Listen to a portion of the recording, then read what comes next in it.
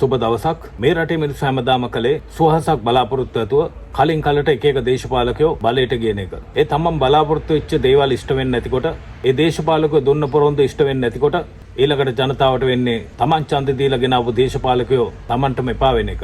මිනිස්සුන්ට හැමදාම සිද්ධ උනේ තමන් ඡන්ද දීලා බලයට ගෙනාවු ඒ දේශපාලකයන්ට විරුද්ධව හැමදාමත් උද්ඝෝෂණය කරන්න. හැමදාමත් පාරායින් වල උන්ට විරුද්ධව බෝඩ් අල්ලන් ඉන්න. දැන් ඔබට අමතක නැතුව ඇති බොහොම කෙටි කාලයක් තුළ මේ රටේ මිනිස්සු ප්‍රතික්ෂේප කළා පශ්චාත් භාගයට පයින් ගහලා එළවපු ජනාධිපතිවරයෙක් තමයි ගෝඨා. ගෝඨාභය රාජපක්ෂ අනාගත්තේ ඔය කාබනික පොහොර කේස් එකෙන්. ගෝඨාට ඔය කාබනික පොහොර ලනුව දුන්නේ ගෝඨා වටේ හිටපු උපදේශකයෝ. එතකොට ඔය මහින්දානන්ද අලුත්ගමගේ වගේ එහියෝ කියන ඒවා ගෝඨා අහලා ඔය ලනුව ගෝඨා කෑවා.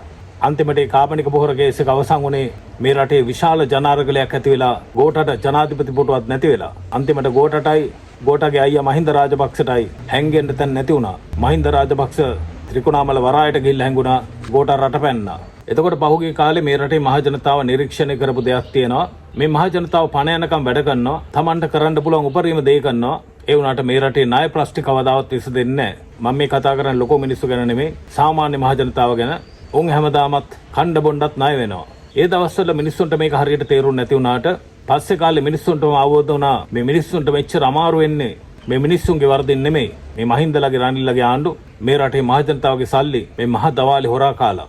ඒ හොරගම් කරපු ඉදිය අද වෙනකන් හොයාගන්න බෑ. පිට රටවලින් ගත්තේ ණය කන්දරාව පොත්පත්වල සඳහන් වෙනවා. හැබැයි ඒ ණයට සරලන වත්කම් ලංකාවේ නෑ. කොටිම දැන්ට කෙල්ලලා තියෙන විගණන වාර්තා අනුව ඔය වත්කම් එකක්වත් ලංකාවට ඇවිල්ලත් නෑ. ඒවා ලංකාවට එන්නේ ඉස්සෙල්ලම මිසින්. ඒ කියන්නේ ඒවා කොමිෂන් හැටියට කාගේ හරි සාක්කු වලට ගිහිලා තියෙනවා. එතකොට මේ රටේ ජනතාවට සක්සුදක්සේ පසක් වෙලා තියෙනවා. මේ අපේ රටේ හිටපු දේශපාලකයෝ කියන්නේ පට්ට හොරු විතරක් නෙමේ පට්ට තක්කඩි. එතකොට මේ තත්ත්වය යටතේ මේ රටේ ජනතාවට උමනා කළා මේ හොරකම් නොකරන ජනතාවට වග කියන යම් සාධාරණ පාලනයක්. කොටිම ඕකට අපි ඒ කාලේ කිව්වේ සිස්ටම් චේන්ජ් එකක් කියලා. මොකද ජනාධිපතිවරයාගේ ඉඳලා මේ පාරාතු ගන්න කම්කරුවා දක්වා හොරකමේ ගිය රටක මිනිස්සුන්ට අවශ්‍ය කරා පූර්ණ පරිවර්තනයක්. එතකොට මේ 103ක හිටිය පක්ෂයක් ආසන 159ක් ලබා දීලා පාර්ලිමේන්තුවේ 3/2කට වැඩි බලයකුත් ලබා දීලා මේ රටේ මිනිස්සු බලයට ගෙනාවේ සුවහසක් බලාපොරොත්තු ඇතුව. එතකොට ජනතාව බලාපොරොත්තු වුණා අර හොරකම් කරපු ආණ්ඩුව වෙනුවට අලුත් රෝල් මොඩල් එකක්. මිනිස්සු ඒ වගේ අදහසක් පෙරදරි කරගෙන තමයි මේ වර්තමාන රජයේ බලයට ගෙනාවේ. හැබැයි ඉතින් මේ ආණ්ඩුව බලයට එනකොට ආණ්ඩුවට තිබුණ ලොකු ප්‍රශ්න විසඳ ගන්න එකක් තමයි මේ රටේ ආර්ථිකය ගොඩ දාන එක. එතකොට මේ රටේ ආර්ථික තත්ත්වය විතරක් නෙමෙයි රටක් විදියට අපිට තියෙන රට තුළ තවත් ශ්‍රේෂ්ඨ රාශියක් ගොඩ දා ගන්න. මේ ආර්ථිකය කියන්නේ එකක් විතරයි. එතකොට හරියටම මේ ආණ්ඩුවට අවුරුද්දක් යනකොට කිසි කෙනෙක් බලාපොරොත්තු නොවෙච්ච විදිහට මේ කඳු නායේ ගිහිල්ලා ස්වාභාවික විපත් රාශියකට මුහුණ දෙන්න සිද්ධ වුණා. නමුත් අඩුපාඩු තිබුණත් ආණ්ඩුවට මැනේජ් කරගන්න පුළුවන් වෙච්ච එක ගැන මේ රටේ පුරවැසියෝ විදිහට අපි සතුටු වෙනවා. අඩු ගානේ මේ වෙන විට අපිට භාණ්ඩාගාරේ යම් තරමක හරි සංචිතයක් තියෙනවා. ඒකෙන් ඔක්කොම ප්‍රශ්න විසඳන්න බැරි වුණත් ඒකත් මේ වෙලාවේ ලොකු දෙයක්. එතකොට අපිට පේනවා නාස්තිය සහ දූෂණය කියන එක අවම කරලා තියෙනවා. එතකොට විශ්‍රාමික ජනාධිපතිවරුන්ගේ වරප්‍රසාදා දීමනා සීමා කරලා තියෙනවා. මෙච්චර කාලයක් අවුරුදු 5ක් පාර්ලිමේන්තුවේ ඉඳලා ලබාගත්තු ඒ විශ්‍රාම වැටුප අහෝසි කරලා තියෙනවා. නමුත් ඒ සියල්ලම ධනාත්මක භෞතික සාධක. නමුත් මේ රටේ මිනිස්සු ඡන්දෙ දෙනකොට බලාපොරොත්තු නොවිච්ච දේවල් කීපයක් තියෙනවා. එකක් තමයි මිනිස්සු බලාපොරොත්තු වුණා මේ ආණ්ඩුව කියන්නේ ඇත්තටම මේ රටේ රෝල් මොඩල් එකක් කියලා. එතකොට මිනිස්සු බලාපොරොත්තු වෙන්නේ නැහැ මේ ආණ්ඩුවෙන් පත් වෙලා එන හැම එකම සුද්ධ චරිත උන්ගේ අතින් මෙලෝ පවත් සිද්ධ වෙන්නේ නැහැ කියලා. නමුත් ඕනෙම ආණ්ඩුවකට විතරක් නෙමෙයි ඕනෙම මිනිහෙක් අතිනොත් යම් වැරදි සිද්ධ වෙන්න පුළුවන්. ඒවට කියනවා හියුමන් එරර්ස් කියලා. නමුත් මේ ඕනෙම එරර් එකක් මේ ඕනෙම වැරද්දක් තියෙන්න පුළුවන් ඇක්සෙප්ටබල් රේන්ජ් එකක් තියෙනවා. ඒක බාර ගන්න පුළුවන් පරාසයක් තියෙනවා. එතකොට මේ රාජ්‍ය ප්‍රතිපත්ති සකස් කරනවා කියන එක අර ස්වාභාවික ආපදාවක් වෙනවා වගේ අහම්බෙන් සිද්ධ වෙන දෙයක් නෙමෙයි.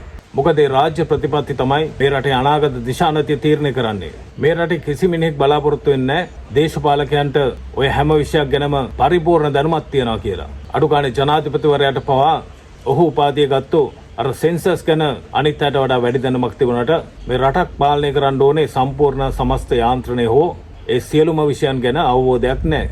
ඉතින් ඒකට තමයි උපදේශන සේවයක් අවශ්‍ය වෙන්නේ. උපදේශකවරු අවශ්‍ය වෙන්නේ අන්න ඒකට.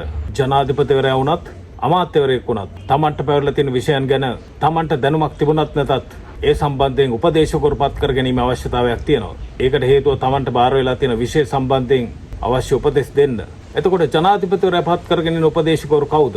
එක්ක කැම්පස් එකේ පාර්ට් ටයිම් එකට ගන්න මල්ලි කෙනෙක්. එහෙම නැත්නම් පින්නට උපදෙස් ගන්න පුළුවන් පොරක්. ඉතින් අමාත්‍යවරුත් එහෙමයි. උපදේශ ගන්න කියලා Tamanට නිකන් උපදේශ ගන්න පුළුවන් පොරක් කොහෙන් හරි හොයාගන්නවා. මොකද බයයි උපදේශකරුන්ට සල්ලි වේදම් කරන්න. ඉතින් මේ ආණ්ඩුව දැනගන්න ඕනේ වැඩිපුරම සල්ලි වේදම් කරන්න ඕනේ ඒ උපදේශන සේවයට. පඩි ගෙවන්න ඕනේ නැහැ කියලා යාළුවෝ ගෙනල්ලා උපදේශකවරු කරගත්තට පස්සේ උන්ට ඔය වගකීමක් නැහැ. සමහර වෙලාවට උපදේශකයෝ මාසෙකට ලක්ෂ 4-5 ඉල්ලනවා ඇති. මොකද සුදුසුකම් ලත් කිසිම උපදේශකවරයෙක් පිනට වැඩ කරන්න සූදානම් නැහැ. ඉතින් හරි විදියට රටක් ගෙනියන්න ඒ උපදේශන සේවය වැදගත් වෙනවා. හරියම උපදේශකවරු පත් කරගන්න එක වැදගත් වෙනවා. සල්ලි තියෙන්නේ ඒවට වේදම් කරන්න. ඒවට මහ ජනතාව විරුද්ධ වෙන්නේ නැහැ. හිගන වැඩ කරනකොට සුදුසුකම් තියෙන උපදේශකවරු කවදාවත් එන්නෙත් නැහැ. දැන් මේ ජනාධිපතිවරයාට ওই උපදේශකවරුන්ටයි ඇමතිවරුන්ටයි තමන් විසින් පත් කරන ඒ අමාත්‍යාංශවල ලේකම්වරුන්ටයි KPI ලබා දෙන්න ඕනේ. KPI කියන්නේ Key Performance Indicator. පඩියක් ගෙවලා යම් වැඩක් බාර දෙනකොට ඒ කරන්න ඕනේ වැඩේ කියන්න ඕනේ, වැඩේ කරන හැටි කියන්න ඕනේ, වැඩේ අවසන් කරන හැටි කියන්න ඕනේ, වැඩේ අවසන් කරන දිනේ හරියට කියන්න ඕනේ. රාජ්‍ය නිලධාරීන්ටත් මේ KPI ලබා දෙන්න ඕනේ. එතකොට මේ KPI සම්පූර්ණ කරන්න බැරි සියලුම රාජ්‍ය නිලධාරීන් සම්බන්ධයෙන් ආණ්ඩුව තීරණයක් ගන්න ඕනේ. මොකද KPI සම්පූර්ණ කරන්න බැරි කිසිදු නිලධාරී මේ මහජන සල්ලි ගෙවලා අලගෙඩි වගේ තියාගෙන ඉන්නගේ තේරුමක් නැහැ. එතකොට මේ මැති ඇමතිවරුන්ටයි මේ රාජ්‍ය යාන්ත්‍රණය ක්‍රියාත්මක කරන නිලධාරීන්ටයි වගකීම් පවරන්න ඕනේ. එතකොට මේ නිලධාරීන්ගේ ඔළුවට යන්න ඕනේ තමන්ට පවරපු රාජකාරියට තමන් වග වෙනවා කියන එක. දැන් මට පේන්නේ ජනාධිපතිවරයාගේ ඉඳලා පල්ලෙහාට කිසිදු නිලධාරියෙකුට වගවීමක් නැහැ. ඒගොල්ලෝ මහ ජනතාවට වග කියන්නේ නැහැ. මේ වගවීම සහ වගකීම ගැන කතා කරනකොට මට මතක් වෙන්නේ 1983 කළු ජූලිය. ඔය කළු ජූලිය වෙලාවේ ජනාධිපතිලා හිටියේ ජේ.ආර්. ජයවර්ධන. ජේ.ආර්. ජයවර්ධන ඒ කළු ජූලිය වෙලාවේ පොලිස් නිලධාරීන් විසින් ගත්තු යම් ක්‍රියාමාර්ග සාධාරණීකරණය කරන්න ඒවට විරුද්ධව ක්‍රියාත්මක නොවෙන්න පොලිසියට දවස් 2ක් නිවාඩු දුන්නා. ඒකලේ චේතනාන්විතව වගකීමෙන් බැහැර කිරීම. ඊට පස්සේ මේ මෑත කාලේ පාර්ලිමේන්තුවේ කතිකාවතක් ගියා පනතක් ගේන්න ඕනි කියලා ඔය මැති ඇමතිවරු රාජකාරී මේ මට්ටමින් කරන යම් ක්‍රියා සම්බන්ධයෙන් වගකීමෙන් මිදීමේ පනත කියලා. කොහොමනත් ඔය පනත මට මතක හැටියට පාර්ලිමේන්තුවට ඉදිරිපත් කරගන්න බැරි වුණා. ඒකෙන් බලාපොරොත්තු වුණේ මේ අමාත්‍යවරුන්ට ඕනේ බලු වැඩක් කළා මේ රටට ඕනේ පාඩුවක් කළා උන්ට වගකීමෙන් මෙදෙන්න පුළුවන් කියන එක නීතිගත කරන්න. දැන් ඔබට මතකයි සුසිල් ප්‍රේමචන්ද්‍ර ඔය සෙට් එකක් එකතු වෙලා මේ ලංකාවට අහිතකර ආකාරයෙන් හෙජින් කියලා ගෙවසුමකට ඇතුළත් වුණා. අන්තිමට ඒ ගෙවසුම කඩ කළා අපිට කෝටි ගාණක් විදේශ රටවලට වන්දි ගෙවන්න සිද්ධ වුණා. ඒ වන්දි අපි තාමත් ගෙවමින් ඉන්නේ. හැබැයි සුසිල් ප්‍රේමචන්ද්‍ර කිසි අවුලක් නැතුව ඌ තාම එහාටින් ඉන්නවා.